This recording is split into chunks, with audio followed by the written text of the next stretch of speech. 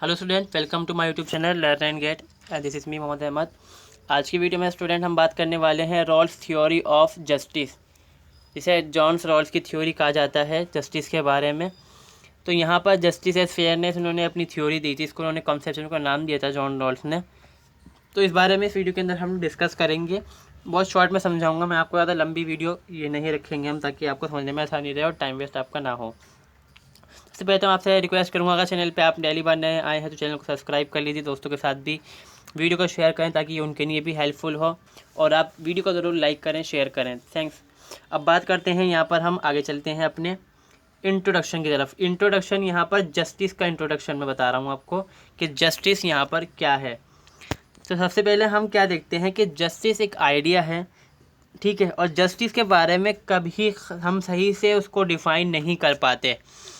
Actually होता क्या है कि जस्टिस क्या है, कोई चीज़ आपके लिए जस्ट है, सही है, वहीं कोई चीज़ दूसरे के लिए सही नहीं होती यहाँ पर, ठीक है। जस्टिस का मीन्स यहाँ पर होता है जो जस्ट हो, यानी कि जो सही हो। यहाँ पर पहली बात तो ये हो जाती है। जस्टिस के कई मीनिंग निकलते हैं यहाँ पर। जो सही हो एक मतलब यहाँ पर है, दूसरा मतलब जो निकलता है, जो हम ज़्यादातर इस्तेमाल करते हैं जस्टिस के अंदर, वो यहाँ पर है कि जस्टिस आपके डिज़र्विंग थिंग्स होती हैं, जो आपका हक है। यहाँ पर justice is a principal that people receive what they deserve with the interpretation of what they constitute. यहाँ पर जस्टिस वो चीज़ है जो इंसान डिज़र्व करता है, जो उसने कॉन्स्टिट्यूट करी है यहाँ पर, ठीक है, जो उसका हक है। अब deserving being impacted upon the various field with the many different viewpoint and perspective, including the concept of moral correctness based on ethics, rationality, religion, laws, equality and fairness। तो जस्टिस में आपकी डिज़र्विंग थिंग क्या होती हैं, अगर हम बात करें आप क्या डिज़र्व करते हैं। अलग अलग नज़रिया है, अलग अलग इंसान की सोच होती है, उसके हिसाब से अपने होते हैं। चाहे इसमें हम कहते हैं कि कॉन्सेप्ट ऑफ मॉरल करेक्टनेस, यानी कि जहाँ पे आप बात करते हैं जो सही हो, जो सही हो, चाहे वो एथिक के अकॉर्डिंग हो यहाँ पर, चाहे रैशनैलिटी के अकॉर्डिंग हो, लॉस के अकॉर्डिंग हो, रिलीजन, इक्वालिटी और फेयरनेस के अकॉर्डिंग यहाँ पर हो। अब जैसे कि जस्टिस के अंदर हम बात कर रहे हैं, तो आप सोचते हैं कि मैं कोर्ट जाऊँगा, अपना हक ले लूँगा, वो जस्टिस है यहाँ पर। वो बात तो खैर बाकी में है ही, वही चीज़ तो जस्टिस है यहाँ पर। मगर यहाँ पर जस्टिस का मतलब हमेशा हम कोर्ट जाके हर चीज़ को हासिल तो नहीं कर सकते यहाँ पर। तो जस्टिस का मतलब ये है कि समाज के अंदर, सोसाइटी में, स्टेट में जो आपका हक बनता है वो आपको मिलना चाहिए यहाँ पर, बिना किसी हम डिस्क्रिमिनेशन के मिलना चाहिए आपको। अब देखिए, समाज के अंदर कई तरह के लोग होते हैं। कोई पावरफुल इंसान है, मतलब हम कह सकते हैं वो अमीर आदमी है, कोई गरीब आदमी है। तो गरीब इंसान का नज़रिया अलग है, अमीर इंसान का नज़रिया अलग है। अमीर के लिए न्याय उसके लिए ये है कि भाई उसके काम में दखलंदाजी ना की जाए, और वो अपना हिस्सा गरीब को तो देना नहीं चाहेगा कभी भी, क्योंकि इंसान होता है ग्रीडी। और जो गरीब इंसान है वो ये चाहेगा कि उसको ज़्यादा से ज़्यादा अधिकार दिए जाएँ, ज़्यादा से ज़्यादा उसको अपॉर्चुनिटीज़ दी जाएँ, तो वो उसके लिए जस्टिस है यहाँ पर। अगर ज़्यादा उसको हम कहें तो जो गरीब इंसान है उसको ज़्यादा से ज़्यादा अपॉर्चुनिटीज़ दे दी जाएंगी, तो यहाँ पर जो अमीर इंसान होगा उसके साथ अनजस्टिस हो जाएगा, क्योंकि ज़्यादा अपॉर्चुनिटी मिलने का मतलब यहाँ पर क्या है, जो गरीब इंसान है वो अब हम कहें तो यहाँ पर वो प्रोग्रेस करेगा, और जो अमीर इंसान है उसको टक्कर देने लग जाएगा, तो उसके लिए अनजस्ट है यहाँ पर। तो कितनी हम कह सकते हैं कि हम सही से इसको डिफ़ाइन ही नहीं कर सकते जस्टिस को, कभी ना कभी। इसी बारे में यहाँ पर जस्टिस को हम डिफ़ाइन नहीं कर सकते, जस्टिस को सही से इस्टेब्लिश नहीं कर सकते, इस बारे में ही जॉन रॉल्स अपनी यहाँ पे लेकर थ्योरी आते हैं।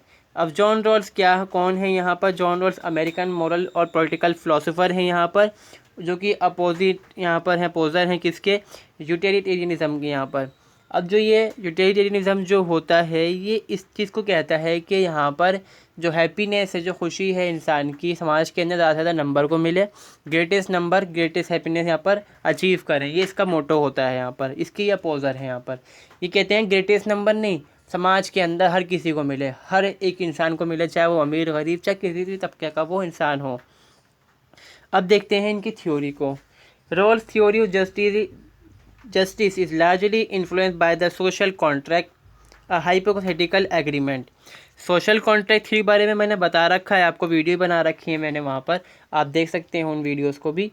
यहाँ पर इसमें क्या है कि जो जॉन रॉल्स की थ्योरी है वो सोशल कॉन्ट्रैक्ट थ्योरी के से मिलती जुलती है, उसका इन्फ्लुएंस पे देखने को मिलता है, जो कि हाइपोथेटिकल एग्रीमेंट है बिटवीन द स्टेट यानी गवर्नमेंट एंड द गवर्न। जो सिटीज़न है यहाँ पर ऑब्जेक्ट्स हैं, जो स्टेट के सब्जेक्ट हैं, उनके बीच एग्रीमेंट है यहाँ पर। इस तरह से ये भी जस्टिस भी इनकी थ्योरी के अकॉर्डिंग यहाँ पर क्या है, एक कॉन्ट्रैक्ट ही है यहाँ पर। So he called his concept justice as fairness. अपनी थ्योरी कहते हैं वो जस्टिस एज फेयरनेस ही। इस बारे में वो कहते हैं अगर हम समाज के अंदर जस्टिस को लाने की कोशिश करते हैं, वो कहते हैं he argue if all the person society came together to make collective principle of governing themselves, the outcome would be the rules that are influenced by the only certain section of people, because a variety of people exist in society. They may be rich, poor, educated and uneducated, etc.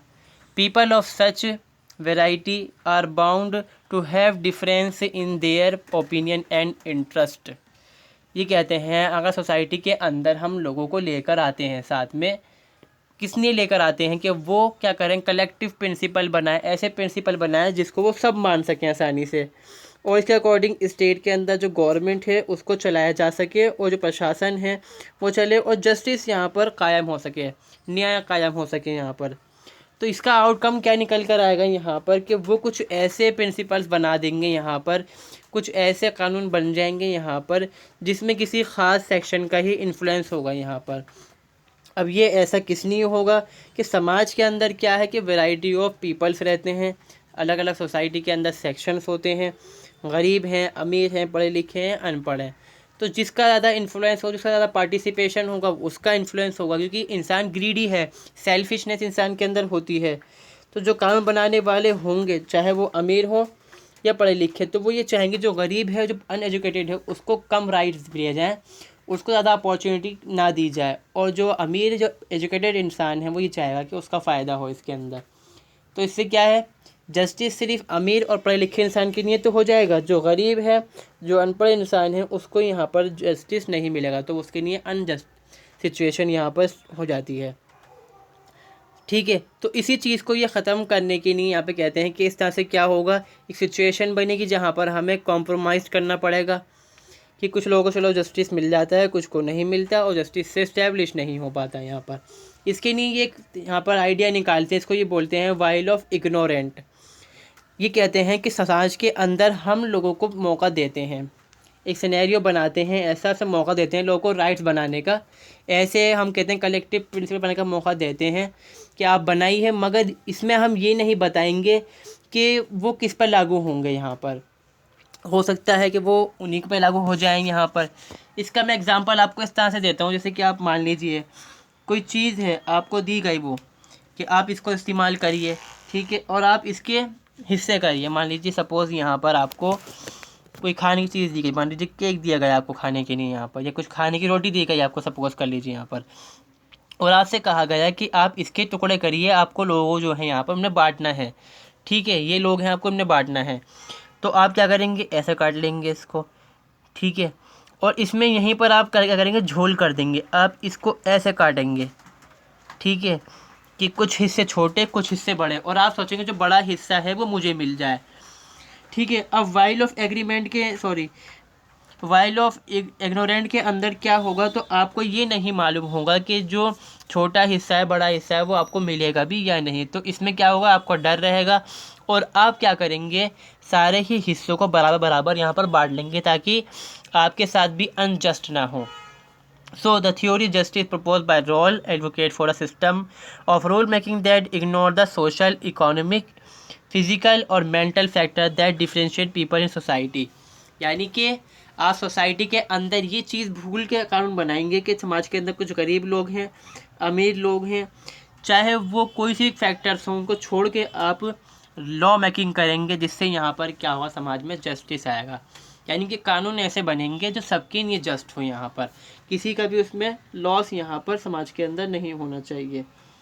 तो ये theory है यहाँ पर John Rawls की, justice as fairness की, शायद आपको, मैं उम्मीद करता हूँ, अच्छे से समझ आई होगी। वाकई में समझ में आ सकती है आपको। आसान थ्योरी है। सीधा सा मतलब इसके अंदर यही निकलता है कि हम ऐसी सिचुएशन बनाएंगे समाज के अंदर, सिनेरियो बनाएंगे जहाँ लोगों को राइट्स दिए जाएंगे, समाज के हर इंसान को, कि आप राइट्स बनाइए और वो राइट्स जो हैं आपके ऊपर भी लागू होंगे, हो सकते हैं और होंगे ही वाकई में। तो लोगों को डर रहेगा। अब जैसे कि मान लीजिए एक सिचुएशन मैं आपको और देता हूँ। आप मान लीजिए किसी इंसान से कोई गलती हो गई यहाँ पर, ठीक है, या फिर उसने कोई अपराध कर दिया इंसान ने, किसी ने, तो आप कहेंगे कि सज़ा मिलनी चाहिए इंसान को, इसको ऐसी सज़ा मिलनी चाहिए, ऐसी सज़ा मिलनी चाहिए, ठीक है। तो यहाँ पर क्या कह दिया आपने, आपने कहा कि भाई जस्टिस हो गया, न्याय हो गया, मगर जिसको सज़ा मिली है अब उसके साथ जस्टिस हुआ या नहीं, ये अलग बात है। अब यहाँ पर आप ये सोचिए कि जो मिस्टेक उस इंसान से हुई थी वही मिस्टेक आपसे हो जाए या आपने कर दी हो, तो फिर वो चीज़ आप चाहेंगे कि मेरे साथ भी ऐसी हो या नहीं। वही चीज़ यहाँ पर जस्टिस है। आपको ऐसे लॉ बनाने पड़ेंगे कि आपके साथ भी ऐसी चीज़ हो सके, होती है तो आपके साथ न्याय होना चाहिए आपके साथ भी, यानी कि आप भी उस चीज़ को मान लें जैसे उस इंसान ने माना। यहाँ पर ये है जॉन रॉल्स की theory of justice. So student, मैं उम्मीद करता हूँ ये आपको वीडियो अच्छी लगी होगी। वीडियो अच्छी लगने पर यहाँ पर वीडियो को लाइक ज़रूर करें, दोस्तों के साथ भी शेयर करें। सो मिलते हैं हम नेक्स्ट वीडियो में। Thanks for watching this video and see you soon.